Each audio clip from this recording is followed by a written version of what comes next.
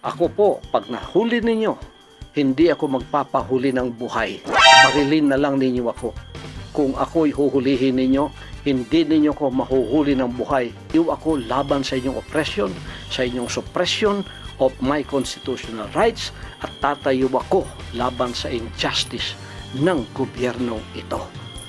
Mabuti pa, uulitin ko, mamatay ako, tutulo ang dugo ko sa sarili kong bansa na nakatayo ako sa sarili kong paa, na hindi ko ipinagbili ang honor ko at ang honor ng aking pagtayo bilang isang tunay na pastor, bilang isang tunay na mamamayan na hindi nagpapasakop sa panlilinlang, panggigipit, pangingikil at sa pagsisinungaling.